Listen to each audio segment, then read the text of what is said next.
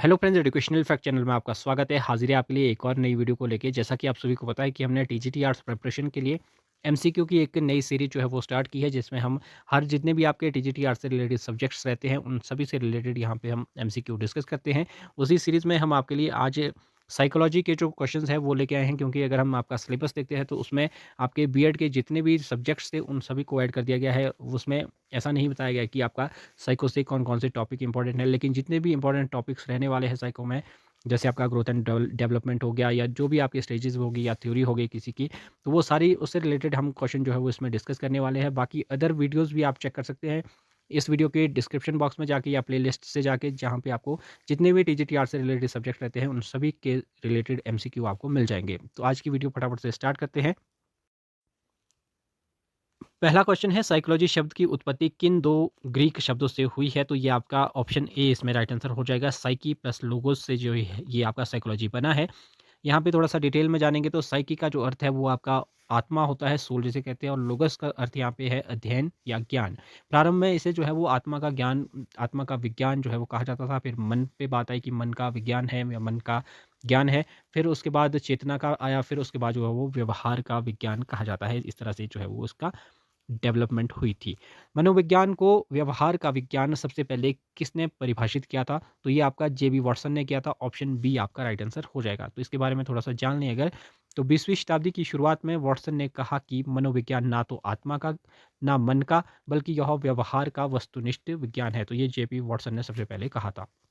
Next है, शिक्षा मनोविज्ञान मनोविज्ञान की वह शाखा है जो शिक्षण और सीखने से संबंधित है। यह परिभाषा किसने दी थी? तो ये आपकी स्किनर ने दी थी। तो स्किनर, इसके बारे में भी अगर थोड़ा-सा जानें तो बीएफ स्किनर के अनुसार शिक्षा मनोविज्ञान का मुख्य केंद्र बिंदु टीचिंग और लर्निंग की प्रक्रिया है। ये इन्होंने कहा है। फिर आपका आधुनिक शिक्षा मनोविज्ञान का जनक जो है वो किसे कहा जाता है? तो जब बात आएगी father of modern educational psychology की, तो ये आपका थॉर्नडाइक को कहा जाता है, यल थॉर्नडाइक। ऑप्शन सी आपका राइट आंसर हो जाएगा। थॉर्नडाइक ने सीखने के नियम यानी कि लॉ ऑफ लर्निंग दिए और पहली बार शिक्षा में मनोवैज्ञानिक सिद्धांतों का व्यवस्थित प्रयोग किया। तो ये थॉर्नडाइक के बारे में आपने याद रखना है। फिर आपका मनोविज्ञान ने सबसे पहले अपनी आत्मा खोई, फिर मन, फिर चेतना और अब वह व्यवहार को संजोए हुए है। यह कथन किसका है? तो ये आपका वुडवर्थ का कथन है। ये आपके आपने ध्यान रखना है। इस तरह के क्वेश्चन जो है वो बहुत एग्जाम में पूछे जाते हैं। क्योंकि जो इन्होंने कहा है ये आपका, जो आपका साइकोलॉजी का विकास का इतिहास है उससे रिलेटेड है, उसको दर्शाता है ये कि इसकी जो डेवलपमेंट है वो किस तरह से हुई है। साइकोलॉजी शब्द का प्रयोग सबसे पहले किसने किया था? तो साइकोलॉजी शब्द का जो प्रयोग है सबसे पहले रुडोल्फ गॉयकल ने किया था। ऑप्शन बी आपका राइट आंसर हो जाएगा। ये क्वेश्चन आपको बहुत ही रेयर जो है वो देखने को मिलेगा। रुडोल्फ गॉयकल ने 1590 में अपनी पुस्तक साइकोलॉजिया में पहली बार इस शब्द का जो है वो प्रयोग किया था। फिर आप आगे देखेंगे यहाँ पे क्वेश्चन जो है वो आपका शिक्षा मनोविज्ञान का मुख्य केंद्र बिंदु क्या है? तो ये आपका सेंटर पॉइंट अब जो है किसको माना जाता है? तो ये आपका शिक्षार्थी को, यानी कि लर्नर जो है वो अधिगमकर्ता उसे कह सकते हैं आप। ऑप्शन सी आपका इसमें राइट आंसर हो जाएगा। शिक्षा मनोविज्ञान का संपूर्ण ढांचा बालक या शिक्षार्थी के इर्द-गिर्द घूमता है ताकि उसके व्यवहार में अपेक्षित परिवर्तन जो है वो लाया जा सके। तो अब जो चाइल्ड सेंटर अप्रोच इसे कह सकते हैं आप, क्योंकि जो भी चीज़ें हैं वो आपकी चाइल्ड को बेस मान के, चाइल्ड को सेंटर मान के ही जो है वो सारा कुछ होता है अब। फिर आपका एक शिक्षक के लिए शिक्षा मनोविज्ञान का अध्ययन क्यों आवश्यक है? तो ये इसलिए आवश्यक है व्यक्तिगत भिन्नताओं को समझने के लिए, इंडिविजुअल डिफरेंसेस के लिए जो है वो शिक्षा मनोविज्ञान को जो अध्ययन है वो ज़रूरी है। क्योंकि अगर हमें मनोविज्ञान की नॉलेज नहीं होगी, एजुकेशनल साइकोलॉजी का ज्ञान नहीं होगा, तो हम बच्चों को जो है वो डिफरेंट डिफरेंट काइंड के बच्चे जब आपके पास आएँगे, तो हम उनकी प्रॉब्लम्स नहीं समझ पाएँगे। तो आप यहाँ पे देख सकते हैं कि हर बच्चा अलग होता है। शिक्षा मनोविज्ञान शिक्षक को यह समझने में मदद करता है कि किस बच्चे को किस विधि से पढ़ाना है। तो ये इसमें बड़ी इंपॉर्टेंट बात है। नहीं तो हम एक समान ही सबको समझने लगेंगे और गुस्सा कर देंगे। तो ये सारी चीज़ें हैं, इन सभी चीज़ों के लिए एजुकेशनल साइकोलॉजी जो है वो अहम भूमिका निभाता है। निम्नलिखित में से कौन-सा शिक्षा मनोविज्ञान का कार्यक्षेत्र नहीं है? तो इसमें से अगर मैं बात करूँ तो टेलीपैथी इसमें से आपका शिक्षा मनोविज्ञान का कार्यक्षेत्र नहीं है। बाकी लर्निंग प्रोसेस, मेंटल हेल्थ या फिर करिकुलम डेवलपमेंट, ये सभी जो है वो शिक्षा मनोविज्ञान के कार्यक्षेत्र के अंदर आते हैं। फिर आपका आगे है किशोरावस्था बड़े संघर्ष, तनाव, तूफ़ान और विरोध की अवस्था है, यह किसने कहा था? और इस तरह के जो क्वेश्चन हैं ये अलग-अलग भी आते हैं कि आपकी तनाव की अवस्था कौन-सी होती है, तूफ़ान की अवस्था कौन-सी है, विरोध की अवस्था कौन-सी है। तो ये भी आपने याद रखना है कि ये जो किशोरावस्था है ये सभी किशोरावस्था से जुड़े हैं और ये कहा है स्टैनले हॉल ने। ऑप्शन ए आपका राइट आंसर जो है वो हो जाएगा। शिक्षक को यह समझना आवश्यक है कि किशोरों के शारीरिक और मानसिक बदलाव को कैसे सँभाला जाए, जो शिक्षा मनोविज्ञान जो है वो सिखाता है।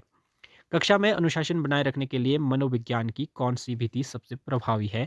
तो ये आपका लोकतांत्रिक व्यवहार और प्रेरणा इसके लिए सबसे जो है वो उपयुक्त विधि है। ऑप्शन सी आपका राइट आंसर हो जाएगा। मनोविज्ञान बताता है कि दंड नकारात्मक है, प्रेरणा और लोकतांत्रिक माहौल से अनुशासन स्वतः आता है। वैसे इतना 100% तो ये चीज़ें नहीं होती है, लेकिन कहीं न कहीं अगर थ्योरेटिकली हम जाएँ इन चीज़ों पे तो हमें इसको ही जो है वो मानना पड़ता है। फिर आप देख पाएँगे यहाँ पे आगे कि मनोविज्ञान की सबसे प्राचीन विधि कौन-सी है? तो ये आपकी अंतर्दर्शन विधि जो है वो सबसे प्राचीन है। इंट्रोस्पेक्शन मेथड जो है आपका ऑप्शन बी आपका ओल्डेस्ट मेथड है। इसे जो है विल्हेम वुंड और टिचनर ने विकसित किया था। इसमें व्यक्ति स्वयं अपने मन की क्रियाओं का जो है वो अवलोकन करता है। तो ये भी आपने जो है वो बात ध्यान रखनी है। मुझे एक बालक दो और मैं उसे डॉक्टर, इंजीनियर, वकील या चोर कुछ भी बना दूँगा। यानी कि ये बात किसने कही थी? इन्हें ये कहा था कि मुझे आप कोई भी बच्चा दे दो, जो चाहे आप उसे बनाना चाहे, मैं उसे वो बना दूँगा। तो ये वाटसन का था क्योंकि उनका जो सिद्धांत है वो आपका बिहेवियरिज़्म पे है। तो ऑप्शन ए आपका इसमें राइट आंसर हो जाएगा कि व्यवहारवादी मानते हैं कि वातावरण और प्रशिक्षण के माध्यम से किसी भी व्यवहार को ढाला जा सकता है। बच्चा जो है वो बच्चा कोरे कागज़ की तरह होता है, आप उसमें जो चाहे लिखना चाहें वो लिख सकते हैं, इनका ये मानना है। फिर आपका बालकों के अवांछित व्यवहार जैसे चोरी करना के कारणों को जानने के लिए सबसे उपयुक्त विधि जो है वो कौन-सी है? तो इसके लिए सबसे उपयुक्त विधि आपकी रहती है व्यक्ति इतिहास विधि यानी कि केस स्टडी मेथड। अब केस स्टडी मेथड क्या होता है कि आप जनरल में बात करें तो उसके जो भी उसका पुराना बायोडाटा है सब कुछ उसके बारे में जानना मतलब। टाइडमैन द्वारा विकसित इसमें बच्चे के पारिवारिक, सामाजिक और शारीरिक इतिहास का गहरा अध्ययन किया जाता है ताकि समस्या की जड़ जो है वो पता चल सके। यानी कि उसके बारे में पूरा बायोडाटा जो भी है कि बच्चे के माता-पिता कैसे हैं, उसका परिवार का बिहेव कैसा है, वो सारी बातें जो है वो केस स्टडी में आती है। आपको पता ही होगा इन चीज़ों को आपने पढ़ा होगा जब भी आपने बीएड वगैरह की है। मनोविज्ञान की सबसे वैज्ञानिक और वस्तुनिष्ठ विधि कौन-सी मानी जाती है? तो आपकी एक्सपेरिमेंटल मेथड जो है आपका ऑप्शन सी प्रयोगात्मक विधि जो है वो सबसे मोस्ट साइंटिफिक मेथड जो है वो माना जाता है। इसमें जो आपके वेरिएबल को नियंत्रित करके कारण और प्रभाव यानी कि कॉज़ एंड इफ़ेक्ट का संबंध स्थापित जो है वो इसमें किया जाता है, तो ये आपने ध्यान रखना है। फिर आपका प्रश्नावली विधि यानी कि क्वेश्चनेयर मेथड का जनक किसे माना जाता है? तो ये वुडवर्थ को जो है वो क्वेश्चनेयर मेथड का जनक माना जाता है। इसमें प्रश्नों की एक सूची दी जाती है जिसके द्वारा व्यक्ति के विचारों और अभिवृत्तियों का जो है वो पता लगाया जा सकता है। तो ये इसके बारे में है। छोटे बच्चों और जानवरों के व्यवहार के अध्ययन के लिए कौन-सी विधि जो है वो सर्वश्रेष्ठ है? तो आपका इसमें जो ऑब्जर्वेशन मेथड है आपका ऑप्शन बी निरीक्षण विधि जो है वो सबसे उपयुक्त मानी जाती है क्योंकि हम उनको ऑब्जर्व करके जो है वो उनके बारे में पता कर सकते हैं। छोटे बच्चे और जानवर अपने मन की बात बोलकर नहीं बता सकते इसलिए उनके व्यवहार को देखकर बाहर से देखकर जो है वो समझा जा सकता है, उनको ऑब्जर्व जो है वो किया जा सकता है। फिर है शिक्षा मनोविज्ञान में जो लर्निंग का क्या अर्थ है? तो आपका लर्निंग का अर्थ है व्यवहार में स्थायी परिवर्तन। जब परमानेंट चेंज इन बिहेवियर होगा तो मतलब समझिए कि आप लर्निंग है, उसका मतलब जो है वो लर्निंग है। अनुभव और प्रशिक्षण के द्वारा व्यवहार में आया अपेक्षाकृत स्थायी परिवर्तन जो है वो अधिगम कहलाता है। ये आपको ध्यान रखना है। फिर आपका प्रथम मनोवैज्ञानिक प्रयोगशाला कब और कहाँ स्थापित की गई थी? तो ये बहुत बार क्वेश्चन जो है पूछा जाता है। तो 1879 में लिप्चिंग जर्मनी में जो है ये स्थापित जो है वो की गई थी। अब इसमें अगर बात करें तो ये विलियम वुंड द्वारा जो है वो स्थापित की गई थी। इसकी घटना के बाद मनोविज्ञान को दर्शन शास्त्र से अलग एक स्वतंत्र विज्ञान माना जाने लगा था। तो ये एक बहुत इंपॉर्टेंट जो है वो बात हो जाती है। फिर अगला क्वेश्चन है शिक्षा त्रिध्रुवीय प्रक्रिया यानी कि ट्राइपोलर प्रोसेस है। शिक्षक, शिक्षार्थी और पाठ्यक्रम यह किसने कहा था? तो ये आपका जॉन डेवी ने कहा था। ऑप्शन बी इसमें आपका राइट आंसर जो है वो हो जाएगा। जॉन डेवी ने शिक्षा को सामाजिक प्रक्रिया माना और पाठ्यक्रम को इसका तीसरा महत्वपूर्ण स्तंभ जो है वो माना है। तो ये जॉन डेवी ने कहा। फिर आपका निम्नलिखित में से कौन सा जो वेरिएबल है, चर है, प्रयोगात्मक विधि से स्वतंत्र चर कहलाता है? तो ये आपका शिक्षक या फिर आपकी शिक्षण विधि जो है ये आपका इंडिपेंडेंट वेरिएबल कहलाता है। प्रयोगकर्ता जिस चीज़ में बदलाव करता है वह स्वतंत्र चर है, जिसका असर जिस पर पड़ता है वह आश्रित चर जो है वो कहलाता है। डिपेंडेंट और आपका इंडिपेंडेंट चर क्या होते हैं, वेरिएबल क्या होते हैं वो आप यहाँ से जान पाएँगे। फिर आपका गेस्टॉल्ट संप्रदाय का मुख्य जोर किस पर है? तो ये संपूर्णता पर है गेस्टॉल्ट का। तो गेस्टॉल्ट का अर्थ है कि समग्र या पैटर्न संपूर्ण अपने अंशों के योग से बड़ा होता है, तो ये आपने ध्यान रखना है। जीन पियाजे ने बाल विकास के अध्ययन में किस विधि का जो है वो सर्वाधिक प्रयोग किया? तो ये आपका नैदानिक विधि जो आपकी है, क्लिनिकल मेथड, विकासात्मक विधि भी इसे कहते हैं। तो ऑप्शन ए आपका राइट आंसर हो जाएगा। पियाजे ने अपने ही बच्चों पर लंबे समय तक अध्ययन करके संज्ञानात्मक विकास का जो सिद्धांत है, इनका जो सिद्धांत है, कॉग्निटिव डेवलपमेंट कहते हैं उसे, तो उसका जो सिद्धांत है ये इन्होंने दिया था। फिर आपका एजुकेशनल साइकोलॉजी नामक जो पुस्तक है 1903 में किसने लिखी थी? तो कब लिखी थी ये भी क्वेश्चन आ सकता है, तो ये भी याद रखना है आपने कि 1903 में लिखी थी ये आपकी थॉर्नडाइक ने। ऑप्शन बी आपका राइट आंसर जो है वो हो जाएगा। फिर है आपका भारत में मनोविज्ञान की प्रथम प्रयोगशाला किसने स्थापित की? तो यहाँ पे बात आई है भारत की, तो ये आपका एन सेनगुप्ता ने 1916 में कलकत्ता विश्वविद्यालय में जो है वो इसकी स्थापना इन्होंने की थी। तो ये आपका ऑप्शन। नेक्स्ट क्वेश्चन है, संरचनावाद के जनक कौन माने जाते हैं? तो ये आपका विलियम वुंड और टिश्नर जो है वो ये संरचनावाद के जनक माने जाते हैं। संरचनावाद मनोविज्ञान का पहला संप्रदाय है। इन्होंने मन की संरचना का अध्ययन अंतर्दर्शन विधि से करने पर जोर दिया था। तो ये आपका राइट आंसर जो है वो ऑप्शन बी इसमें हो जाएगा। फिर है, प्रकार्यवाद की स्थापना किसने की? जो यह मानते हैं कि मन क्या करता है यह अधिक महत्वपूर्ण है। तो ये आपका विलियम जेम्स, ऑप्शन ए इसमें राइट आंसर हो जाएगा। विलियम जेम्स ने संरचना की जगह मन के कार्यों पर जोर दिया। इसी विचारधारा से आगे चलकर शिक्षा मनोविज्ञान का व्यावहारिक रूप सामने आया। तो ये बहुत इंपॉर्टेंट जो है वो हो जाता है। फिर नेक्स्ट है, व्यवहारवाद की नींव 1913 में किस विश्वविद्यालय में रखी गई? तो ये आपका रखी गई थी जॉन हॉपकिंस विश्वविद्यालय में, जेपी वाटसन द्वारा। तो यहाँ पे आप देख सकते हैं कि वाटसन ने जॉन हॉपकिंस विश्वविद्यालय से व्यवहारवाद की शुरुआत की, जिसने मनोविज्ञान को आत्मा से हटाकर व्यवहारवाद पर जो है वो केंद्रित किया था, व्यवहार पे केंद्रित किया। फिर आपका सिगमंड फ्रॉयड ने किस संप्रदाय की स्थापना की? तो इन्होंने की थी आपकी मनोविश्लेषणवाद की, साइको एनालिसिस। फिर आपका है अगला क्वेश्चन, इसकी ही व्याख्या है कि फ्रॉयड ने अचेतन मन की भूमिका पर जोर दिया, जो शिक्षार्थी के व्यवहार को समझने के लिए महत्वपूर्ण है। निम्नलिखित में से कौन गेस्टॉल्टवादी नहीं है? तो इनमें से जो है वो स्किनर गेस्टॉल्टवादी नहीं है, स्किनर व्यवहारवादी है।